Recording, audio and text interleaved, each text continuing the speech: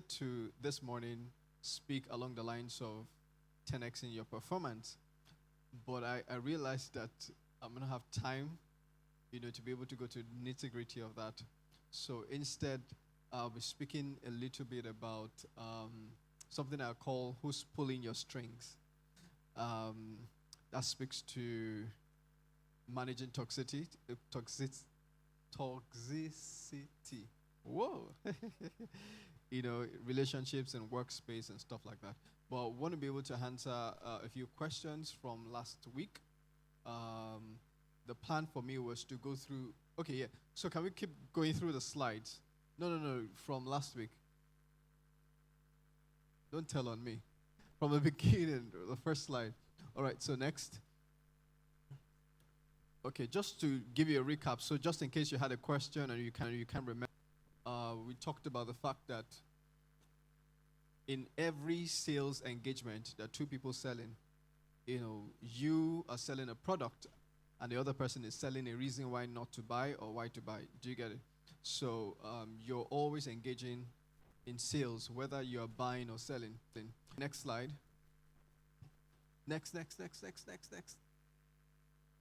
All right, yes, so people don't like to be sold something, but they like to buy. That speaks to a point where you give power or to, next slide, please.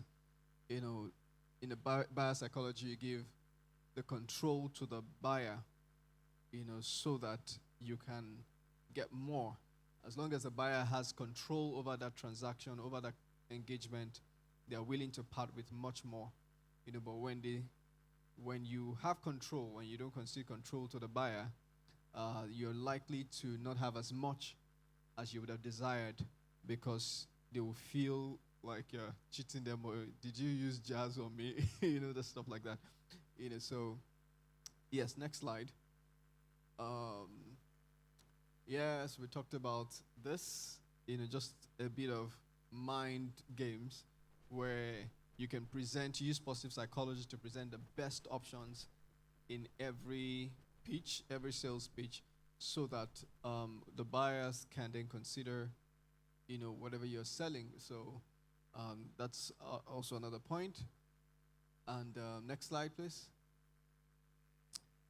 Yeah, we talked about the different parts of the brain. The part that deals with impulse, and the part that deals with instinct, and the part that deals with critical thinking. And we mentioned that as much as possible when you're selling, try to bypass critical thinking. Don't make your buyer think too much, about that transaction. Instead, appeal to their sense of emotions, to their feelings, and they're likely to become impulsive buyers. And then impulsive buyers usually buy more than they plan to bargain to. I know women, when they go into stores, they have a list and tell you, this is what I want to go and buy. You can bet they're going to come out with more, exceedingly abundantly. Why? Because the sellers have used several forms of psychology, the arrangement. In fact, the way malls or superstores are arranged, the way goods are arranged, the first things you see, the things that are far back, all of that uses human psychology, to be able to create an experience. So when you're coming in, you're seeing the things that you need. At the far back are the things that, you're seeing the things you want in front. The things you really need are the far back. So on your journey from where you want to where you need, you would have picked up things you don't need. Yeah, so, this is just the way to get people to buy more. And on next slide. All right, so we say every person, every moment, every place is an experience. So create an experience for your buyers, emotions, memory, critical thinking. We talked about the actual needs versus perceived needs. So just like I just mentioned now, you walk into a store, the first things you're seeing are the things that you perceive that you need. The actual things that you need might be really far off, because they know that because that's what you really need, you are going to go there.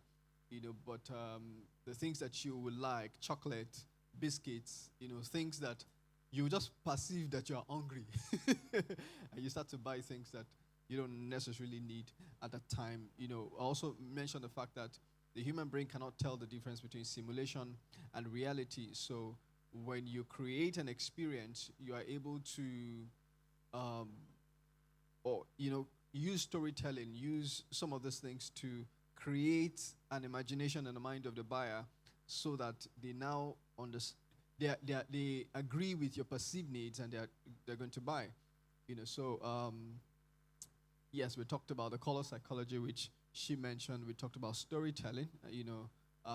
The part of the brain when you're hearing stories, the part of the brain that is involved in critical thinking is not really involved in listening to stories. In fact, it's your emotions that are more involved when you're hearing stories. So when you use storytelling, you're able to sell better, and of course, you use your nonverbal cues. Facial expressions. When you're squeezing your face to a buyer, you've had a long day, and someone wants to buy. You can't sell more than the person wants to buy, because you don't have the facial expressions that is welcoming. So the non-verbal cues like touch, like all of those things are very critical for us to be able to sell properly. All right, is that all? Next slide. Yeah. So do we have any questions? I'm happy to take a few questions. Anybody? Okay, so I'll let you think about it while we go into the talk for today.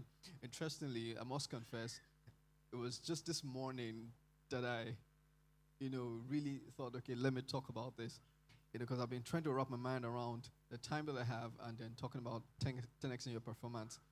It could take a long time to be able to crack that. So I just finished my slides this morning. They're not the most beautiful slides, but please manage it. So dealing with toxic relationships. Next slide. Yeah, next slide. Next slide. So, okay, you take it back to the first slide. When you talk about pulling your strings, you're talking about a puppet show. You're talking about stepping into a space. I remember I mentioned last week that everywhere, everybody is an experience. Now, when you're stepping into a space and you realize that there are people who are in control, and they're making you to do things that you do not want to do, or making you perceive yourself in a way that you do not desire to perceive yourself, you can say that those people are pulling your strings. Now, the term pulling your strings is usually used for a concept called manipulation, where people use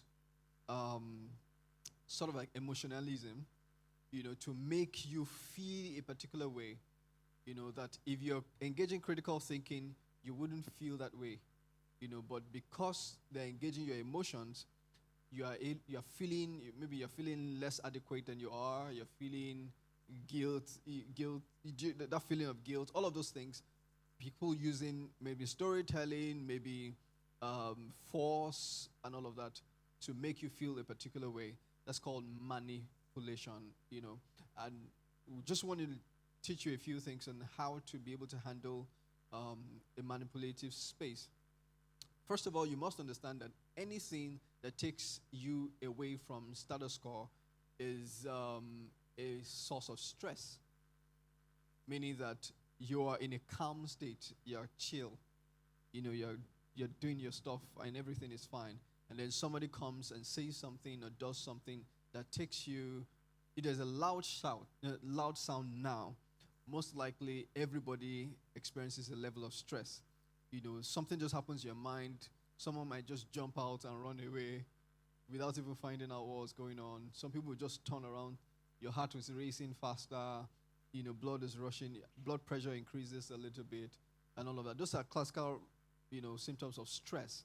And stress is usually triggered, by something that takes you out of, status quo or your comfort zone, right? So imagine that you're doing your work fine, everything is fine, and then there is an urgent task, the kind of task that get everybody on their toes and all of that. That becomes a stressor. Now, not all stresses are bad. In fact, you require a level of stress to be able to increase capacity. Do you say so? When you're in your comfort zone, you require a level of stress to be able to move to the next level, to be able to be more productive and all of that, right? But there are some forms of stress that are more or less negative. Now, most positive stresses are short term. Most positive stresses are short term. The stressors come in like like that, and then they get you to act, they stretch your capacity, and then you're able to adapt to such situations. But the moment you start having long term, prolonged sources of stress, those kinds of stress are negative stress. So it's critical to understand the stressor before you think it to be negative or positive. Stressors that are positive oftentimes are short term, stuff that push you to next level. They challenge your critical thinking, your executive functioning. So they help you to become better people. But when you're engaged with a long-term stress, that is not good for you. Now, I have four stress responses here, and these are critical for us to take note. Now, when stress happens, there are four ways a person is likely to respond. Number one is fight. You're likely to fight it. Now, what do you fight? You fight something you think or you perceive that you have capacity to withstand or overcome. So when you have somebody come to you and they give you a task that is not yours, you can say, "Oh, I'm sorry, I cannot take on this task because this doesn't fall, in my jurisdiction," and all of that. You're engaging that person in that level because you believe that that engagement can, take that task away from you. Do you see? So in stress management, understand what is my response right now. How am I responding? Check yourself, right? So you're always responding in fight mode. You're responding to whatever you think you have capacity to overcome or to withstand. In flight mode, you are basically trying to escape, trying to run away. So a lion shows up here. Very much, I think I and Emmy King will have the fight mode because we're strong like that. The rest of you might run away, which is the flight mode. That was a joke, anyways. But flight mode is you understanding or you thinking or perceiving that you do not have the capacity to overcome the stressor. So when a boss comes to you and you feel like if you do not do what they say, you can be fired. So you be like, that boss is coming, I want to avoid this person. So you go ease yourself so that you're not around that person. They're coming this way, you go another. They're coming one way and go another. That kind of response is a flight response. You're afraid of the person. Every time you see this person, your heart starts to race. There's anxiety. Basically, you're breathing faster. You don't know. Your phone rings. You see this number, and then you start agitating. You skip a breath or two. Stuff like that. It happens that people like that. So you understand that this is your flight response to that stressor. Number three is the freeze response, where you're basically unresponsive. You're stuck in depression. You're not able to engage. You're not running. And in actual sense, let's say for instance, there's a lion that shows up here right now. You are likely to step into any of those four stress responses based on what just happened. Now, the hormones that trigger you to fight are still the same hormones that trigger you to flight, to run away. Same hormones that make you to freeze. The same adrenaline that makes you to fight, moves your muscles fast. Is the same that makes you to run. It's just the quantity that's different. There's I saw a video, it was a viral video on Instagram. It was a guy that was trying to prank, I think it was a number of people trying to prank their spouses with a spider. Has anybody seen that video? I'm the only one. Wow. Okay, so there was a gigantic spider, so they put it on the wall, and then, so this lady comes in from maybe shopping and all of that, and then she closes the door, and then sees a gigantic spider jumping at her, and then she falls down, and you've seen that video, yeah? So, and then there are some other people. There was one African lady that smacked the spider. You see, so you see different stress responses there. The ones that went into freeze. There was an overwhelm of adrenaline such that she fell, and she almost had seizure. Her body was just vibrating. She couldn't move. She was immobilized. Same adrenaline will make someone want to respond in fight. Same adrenaline will make someone want to run away. The last one is very critical, and it's probably what I would highlight for the purpose of this class, which is the fawn response. Now, this is a response when you're trying to pamper the stressor. With the hope that this stressor is not going to overwhelm me, let me just please. So when you have people pleasers, they fall into the stress responses. They are not necessarily, it's not like they like you. The reason why they're acting that way is because they don't want you to fire them. They don't want you to overwhelm them. They feel like this is the best response to be able to, let me be on the good side of the stressor. This person is critically stressing you long term, affecting your confidence. You're losing yourself, but you're pleasing the stressor. It happens in marriages, it happens in friendships, it happens in business relationships, it happens at work. So these are responses, and you can tell that of all the 4 responses, which is your favorite response? Which is your favorite stress response? Flight. You say flight. so. Fight. What about you? Fight. You people like fighting, no? What about you? Fight. Fight. Flight. Flight. Fight. Eh? The last one is your favorite. That's shocking. What about you? Fight. Okay, so the majority of people are choosing the fight response. Now, you must understand, from the context of manipulation, you must understand that it's very important to fight. Now, reason why I say fight is because the human brain itself, the instinctive brain, I showed you that last week, is wired for survival, right? For survival. And if you're thinking survival, the most critical posture to assume for survival is fight. Now, there are some animals, we hear that the lion is the strongest or the king of the jungle, but there are some animals that terrorize lions. Have you heard of the honey badger? Very, very tiny animal like that. But the lion is roaring like, it says, yeah. And they're very, it's just interesting. You go read about it. They have a fight response to what is a big and gigantic threat. So I might show you a little bit of how to be able to push yourself to fight, but of course there's a lot of wisdom to it, even in the workplace. But it's interesting that fight is a very, very critical. In fact, when you choose other forms of stress responses, it tells a little bit about your personality. It reflects a little bit about your exposure, what you're afraid of, and all of that. But in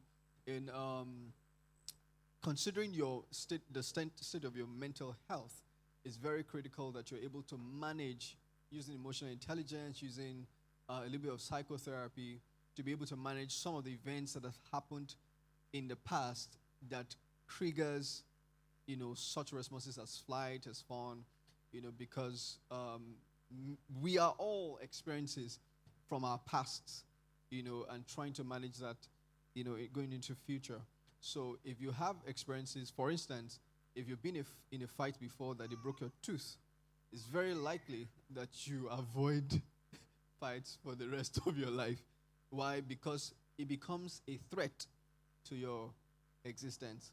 Do you get it? So if you ate a meal and it took you to the bathroom a lot, it's very likely that you avoid that meal completely because you remember the effect of that and it triggers a response, a stress response. You're not likely to want to fight it because you feel like it overwhelms you or it keeps you, it makes you feel inadequate to be able to attack or engage that form of stressor.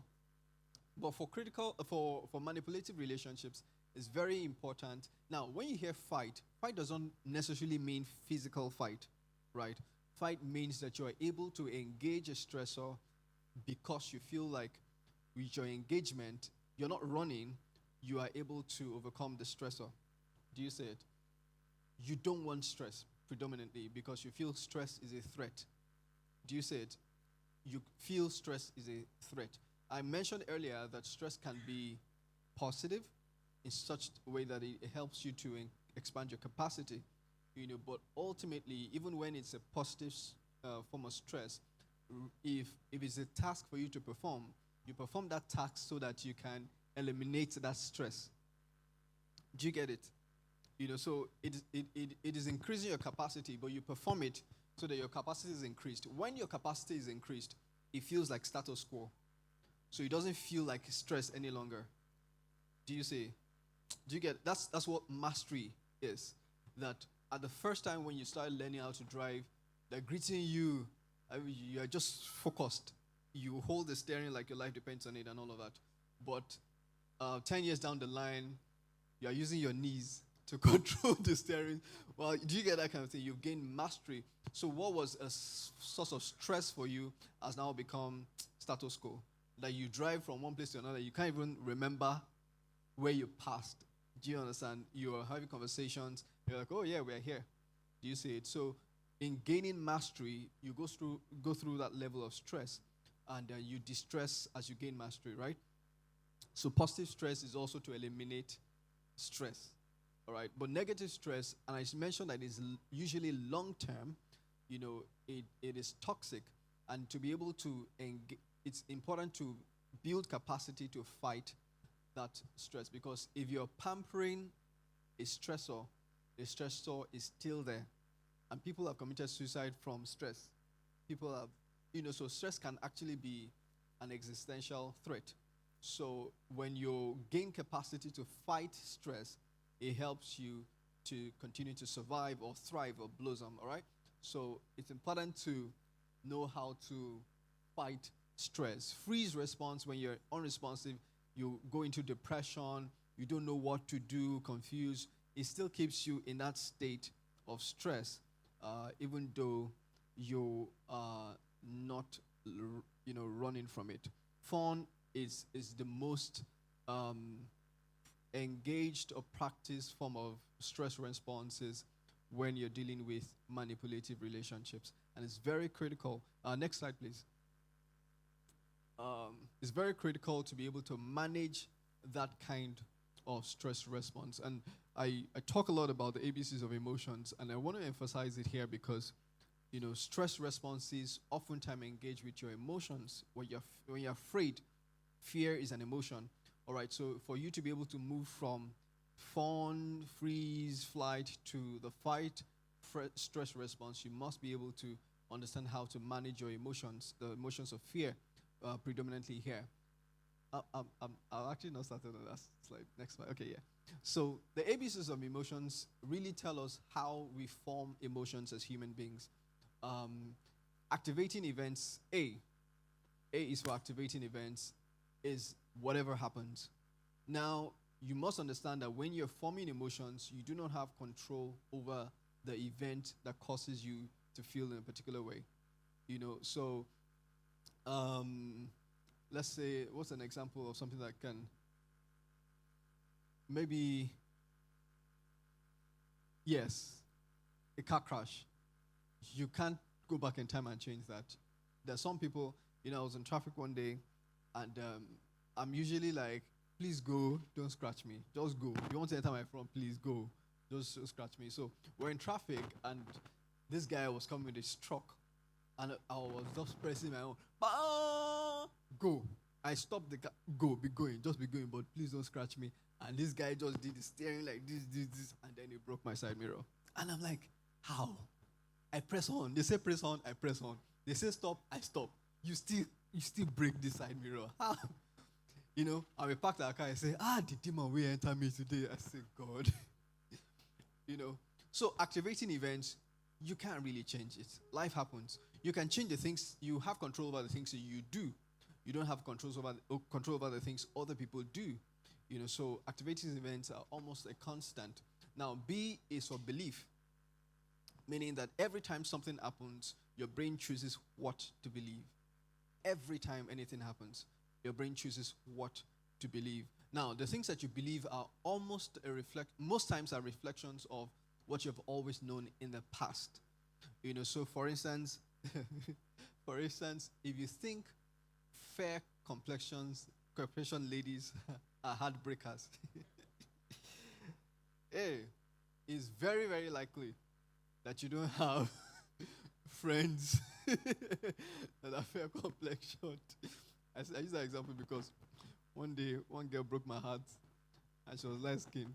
One of my friends I said, you just like light skinned girls. That day I said, no way. Never again. So belief is oftentimes a reflection of the things that have happened in your past experiences. You ask some people, why don't you swim? Don't let's go there. But the things that you believe are oftentimes a reflection of the things that you know. Awareness have come to your mind. All right, so C is consequent emotions. Everything that you feel is a reflection of what you believe. In fact, C, emotions are a consequence of something. And not necessarily the activating event. Because you and I can go through the same thing. You feel different than I do. Why? Not because of the activating event, because the same activating event, but our belief system is different.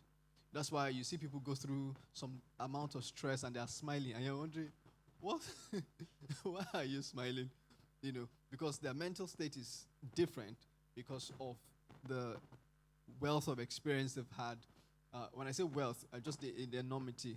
It doesn't have to be good or bad experience. So the ABCs of emotions reflect that the emotions that we feel are a consequence of what we believe. Now, if you're in a toxic environment, and you consistently hear toxic words, it affects your belief system, hence your consequent emotion, so that all those four stress responses, you're likely to exhibit flight response, freeze response, fawn response, because of what you have now come to believe, because of what you've acquired from that toxic environment. So it's very critical that you... next slide, please. I want to just rush this so I'm able to take questions. Next slide. Yes, so protect your confidence is what I'm saying here. Why? Because it's important. When you're in a manipulative relationship, one of the first things that is attacked is your mindset, is your confidence. Because in that engagement, something is trying to overpower you. So that sense that will make you to fight. Your confidence is usually that thing that triggers fight responses, right? That you believe, oh, no, I can overpower this stressor. So the first thing that a stressor would do, in a toxic environment is to come and attack your confidence. When it attacks your confidence, you cower in, and then you start to exhibit flight responses, freeze responses, and fawn responses. So first of all, ensure that you protect your confidence. How do you do that? Next slide. Breathe to blossom. I love this. So one of the critical things I teach in the sessions that I have is to do mindfulness exercises. Mindfulness helps you to keep in touch with who you truly are.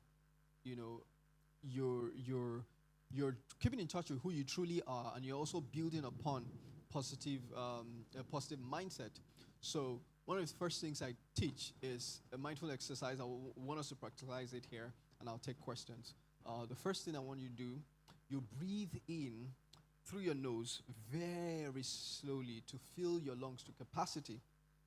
When you do that, fill your lungs to capacity, hold your breath for a few seconds, maybe count 1 to 3, and release your breath through your nose and your mouth very slowly. What this does to you is it brings you to a state of calmness. Now, remember that a stressor has come in, and you're feeling stressed. Whether you're having a fight response or flight response or freeze response, one of the critical responses of stress is that there's increase in heart rate, there's increase in adrenaline rush, There's increase in your breathing rate as well. So what you do is to use your breathing, regulate your breathing to be able to regulate your pulse rate, heart rate, and all of that stuff. So calm by breathing slowly in. So instead of panting, you breathe slowly in, you hold your breath, and you breathe out slowly. That really calms you. It reduces your blood pressure. It reduces your breathing rate, your pulse rate, and all of that.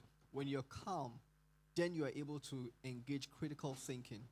Because when you are agitated, when there is a stressor and you're in this flight mood and all of that, and there's anxiety, what is engaged is your instinctive brain. But you want to be able to take this into critical thinking so that you can understand whether you truly can overpower this and then engage the proper response to it. So do your breathing exercises. Can we all do it together? So, 1, 2, go. Breathe in slowly. Fill your lungs to capacity. Hold it for like 3 seconds. 1, 2, 3. Breathe out slowly. How do you feel? How do you feel? Really? Can someone tell me how you feel? Some of you are just like but when you do this, you do this exercise for about 30 seconds to 1 minute. Just keep breathing. It basically calms you down. And once you calm, one of the things to do is start to engage with your voice. If you have affirmations, start to speak.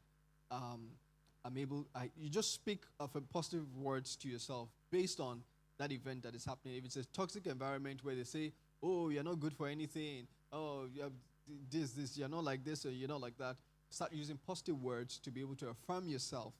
Now, what happens is when you're calm, you engage your critical thinking. Everything that you say, your mind registers it. And one thing you must know about the brain is your brain is always continually learning. Whatever you hear, whatever you say, your memory captures it, your brain relieves it. So the things that you say to yourself are very critical. Your brain learns it. In fact, it takes it as survival manual, right? So the moment you speak confident words to yourself, you're able to protect your confidence and able to build, a proper fight response to be able to counter whatever stressor that is. So in Who's Pulling Your Strings, dealing with toxic environment, before you even gain the courage to even step out of that environment, you need to be able to build capacity. It takes courage. Imagine someone in a phone response and you're telling the person, I advise you, leave this workplace. They don't know how to leave. They're pampering, they're caressing the ego of the stressor. So the exit door is not the best strategy for them, for that mindset. Why? Because the confidence has been reduced. So they're like, am I sure I'm going to get a better place? This place is still paying me. So they have every excuse in the world to be able to stay in a toxic environment. So one of the critical things to do when you continue to do this breathing exercises and consistently speak confidence to yourself, when you build confidence, then you have the courage to be able to fight the stressor and all of that. Yeah, I think that will be my last slide, isn't it? Yeah. Learn more to earn more. Book a session with me today. All right, any questions, please? I want to take questions, maybe 2 or 3 questions. You have a question? Okay. Do we have more hands? Any more hands? I just want to make note all the questions that we have. Anybody? Just one question? All right, thank you. Okay, thank you.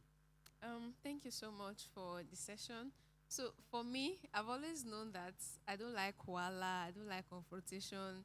Like, before anything, I'll be the first person to release myself from anything. So obviously I'm the flight kind of person. So but I came to realize that happened as a result of the ABCs you mentioned, like previous things that have happened to me, the belief systems I have. So what advice did you give? Will you say that, okay, this is your flight, you have to, how can I try to incorporate, because that is what I'm actually doing. I'm trying to be more vocal about what I want, but it's not natural to me, something that I'm learning to do. So do I just but it's not natural.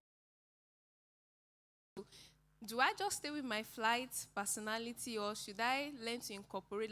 I'm good with the phone. I know when to not pamper.